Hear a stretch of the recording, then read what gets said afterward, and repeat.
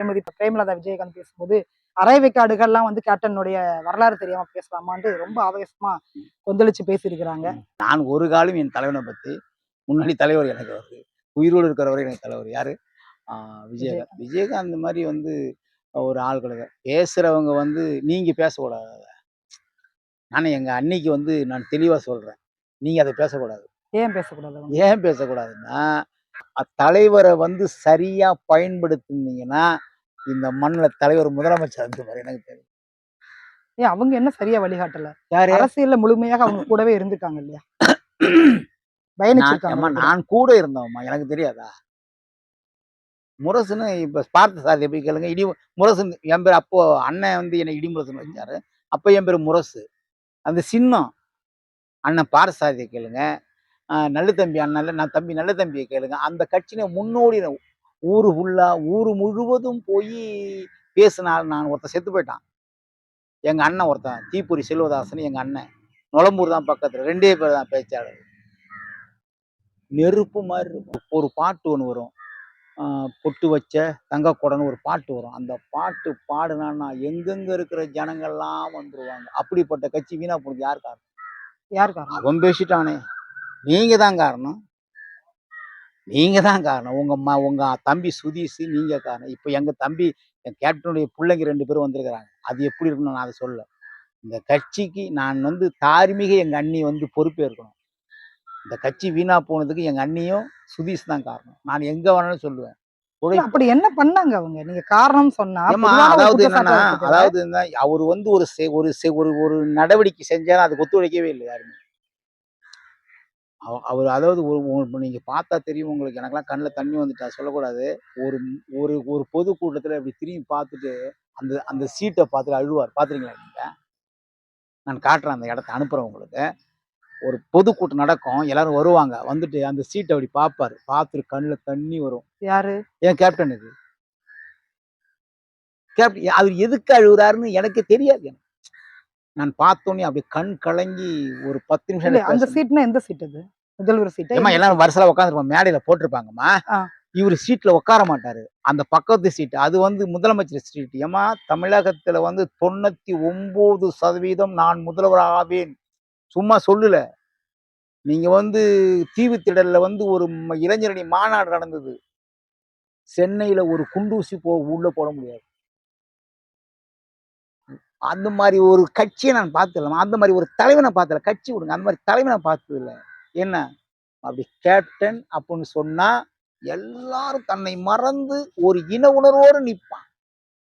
அது மாத்திரம் இல்லை, எத்தனை பேர் இருக்கிறான்டா? 100 பேர் பிரியாணி சொல்றாரு நம்ம புள்ளிகளுக்கு.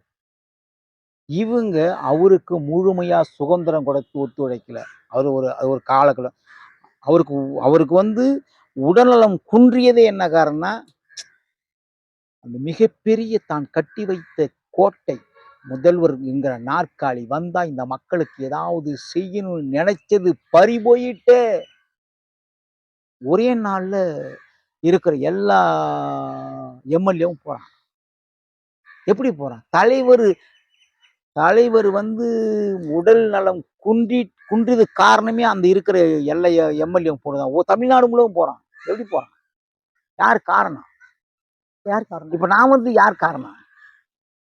பண்ருட்டியார் போனது யார் காரணம்? பொன்னுசாமியை போனது யார் காரணம்? கோப்பா கிருஷ்ணன் போனது யார் காரணம்? நான் கேள்வி கேட்பேன்ல. நீங்க கேட்குறீங்களே என்ன? அங்க கேப்டனுக்கு பிறகு தலைமை பொறுப்பேற்பு.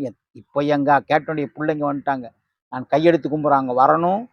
தமிழ்நாட்டில் வந்து மிகப்பெரிய ஒரு தலைவர் போல வந்து ஒரு தியாக உணர்வு கொண்ட ஒரு கட்சியாக தேமுதிக மாறணும் ஆசை.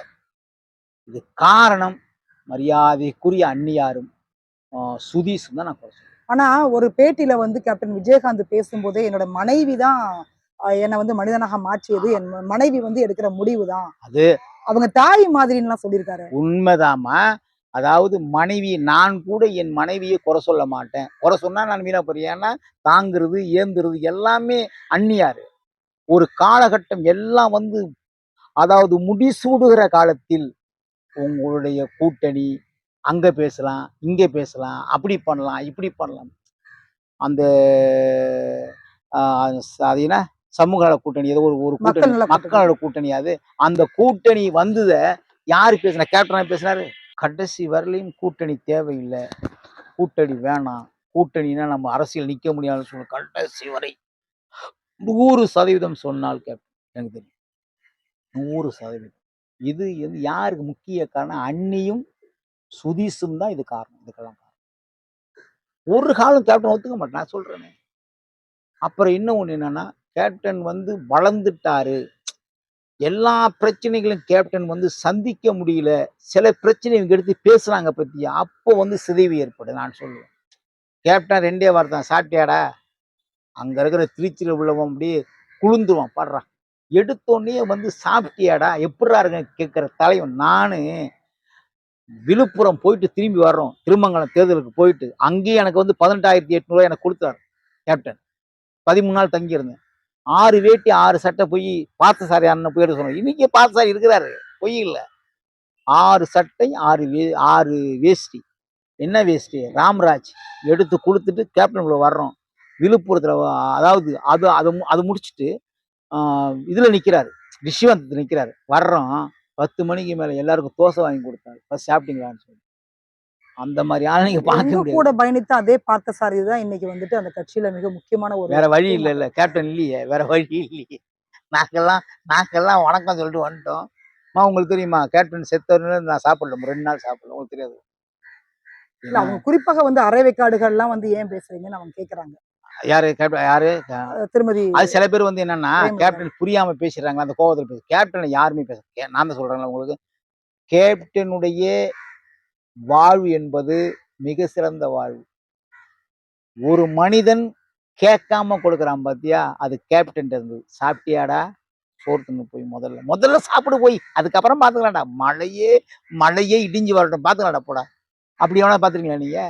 இன்னைக்கும் அவருடைய அந்த சமாதியில வந்துட்டு சாப்பாடு போட்டு வேற வழி இல்லம்மா. கேப்டனை வச்சுதான் அவங்க வந்து இன்னைக்கு வந்து அரசியல் பண்ண முடியும். கேப்டன்ங்கிற கேப்டன் இல்லைன்னா அங்க அரசியல் நடக்க முடியுமா? அப்பதான் சோறு போடணும். அது மாத்திரம் இல்ல, அது கேப்டன் வழி. இந்த வீட்டுக்கு போனா சோறு திங்கலான்டான்னு போற இடம். அங்க நீங்க நிறுத்த முடியாது, எல்லாம் கோபிச்சிருவான். ஏன்னா உயிரோடு இருக்கிற வரை சோறு, அவனுக்கு சோறு போடு, பிரியாணி போடு. அவன் சாப்பிட்டானா பசியோடு இருக்கக்கூடாது.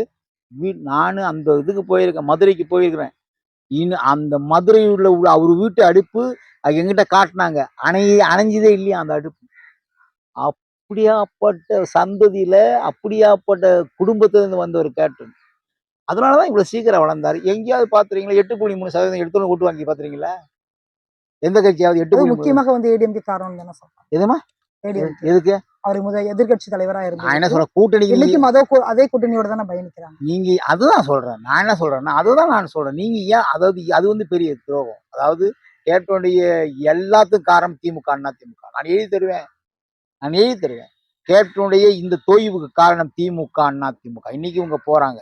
அந்த மாதிரி ஒரு கட்சி ஆரம்பிச்சு விரைவில் அவ்வளவு பெரிய மனிதனாக, அவ்வளவு பெரிய தலைவனாக, உலகமே போற்றக்கூடிய தலைவனாக வாழ்ந்த ஒரே தலைவன் கேப்டன். இங்க இல்ல, நான் சாகும் போது கூட சொல்லிட்டு சாவன் யாரு கேட்டாலும். அப்படிப்பட்ட தலைவன். அவரை வந்து எப்படியோ வந்து நீங்க வந்து கெடுத்துட்டீங்க. நான் சொல்றேன், கெடுத்துட்டீங்க. ஒரு கால் அம்மன் பெருசு இருக்கும், கண்டக்கால் அவ்வளவு பெருசு இருக்கும். நடா அப்படின்னாருன்னா பயப்படாது, எவனையுமே இருக்க மாட்டான். அப்படிப்பட்ட தலைவன் குறுகிய காலத்துல ஒரு நோய் வந்து வார்த்தை வந்து கூப்பிடுறான் அவ்வளவு தெளிவா இருக்கும் சொன்னாருன்னா. வாய் கொளறி, இதெல்லாம் காரணம் என்ன? தொய்வு, அவருக்கு வந்து நோய் கிடையாது, மனநோய். அவ்வளவு பெரிய கோட்டை இடிந்து விழுந்து நாசமாக்கி விட்டுதுன்னு படுத்தாங்க, அவ்வளவுதான். இதுக்கு முக்கிய காரணம் திமுக. நீங்க எந்த கட்சியோட கூட்டணி வச்சாலும் அவருடைய ஆத்மா உங்களை மன்னிக்காது. முடிஞ்சா எங்க கேப்டனுடைய பிள்ளைய வளர்த்து விடுங்க தனியாவே. எங்க அண்ணன் சீமான் நிக்கிறார, நீங்க நில்லுங்க, மறுபடியும் காட்டுங்க, உங்க தெம்ப காட்டுங்க. கேப்டன் புள்ள தானே அவரு, போராடுங்க. நானே சொல்றேன், போராடுங்க, வாங்க போராடி எல்லாம் வெல்லுங்க.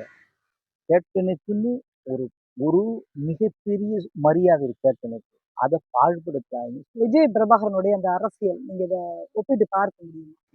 தம்பி இப்பதான் வளர்ந்து வராரும்மா. நான் தான் சொல்றேன். தம்பி இப்பதான் வளர்ந்து வராரு. இன்னொன்னு சொல்லப்போனா, தலைவருக்குள்ள அந்த பாங்கு, தலைவருக்குள்ள அந்த சிந்தனை தம்பிக்கு இருக்கும். அதாவது சொல்லுவாங்கல்ல, உங்களுக்கு புள்ள அதாவது தாய் வந்து 8 அடி எப்படி பாய்ஞ்சா, புல்லு 16 அடி பாயும்ன்னு சொல்லுவாங்கல்ல. அது தம்பிக்கு இருக்கலாம். தம்பி போராடினா தான் தம்பிக்கு இருக்கா இல்லையான்னு நான் தெரிஞ்சுக்க முடியும். கேப்டன வச்சு தம்பி நல்ல பெரிய ஆளா வரணும்னு நான் சொல்றேன். ஆனா தம்பி எந்த அளவுக்கு வந்து களமாடுவாரு, தம்பிக்கு எவ்வளவு வீரியம் இருக்குன்னு தம்பி தான் காட்டணும். தம்பி வந்தா நான் வரவேற்கிறேன்.